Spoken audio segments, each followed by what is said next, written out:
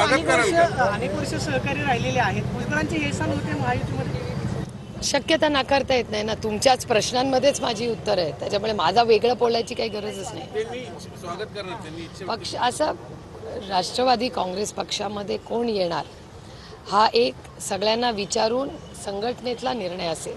कोणी व्यक्ती तो निर्णय घेणार नाही. महायुतीचे ते अत्यंत महत्त्वाचे घटक आहे. कुठल्याही प्रकारचा निर्णय भुजबळ साहेब असा घेणार नाही जो महायुतीला डॅमेज करेल. भुजबळ साहेब उलट महायुती कशी एकत्र राहील, ती कशी एकजूट राहील याचा प्रयत्न नेहमीच करतात.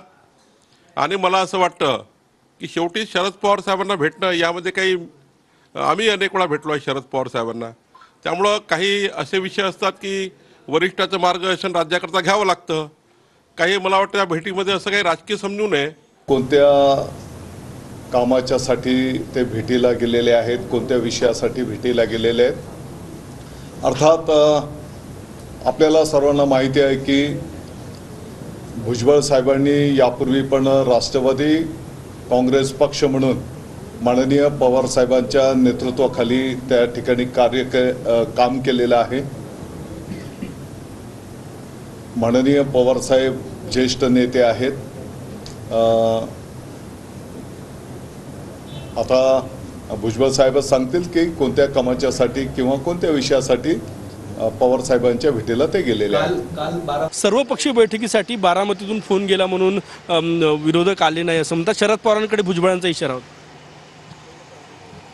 मला माहीत नाही. मला वाटतं या सगळ्या संदर्भात भुजबळ साहेबांना काय शरद पवार साहेबांचा चांगला अभ्यास आहे, त्यांनी त्या पद्धतीनं वक्तव्य केलं असेल.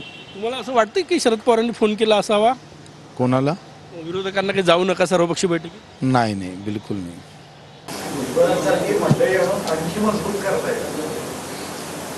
मला वाटत नाही असं काही असेल. काही चर्चा करायला ते गेले असतील, परंतु मला वाटत नाही भुजबळ वगैरे असे काही महाविकास आघाडी येतील वगैरे असं काही दिसत नाही. टीकेचं जे केलं त्याचा खुलासा करायला गेले असतील.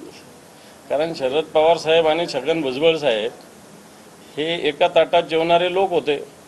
फक्त छगन भुजबळांना खऱ्या अर्थानं राजकीयदृष्ट्या मजबूत कोणी बनवलं असेल तर ते पवार साहेबांनी, आणि त्यांच्यावरच त्यांनी टीका टिप्पणी केली म्हणून त्यांच्या मनाला काही वाटलं असेल म्हणून एखाद्याच भेटायला गेलेलं असू शकतं.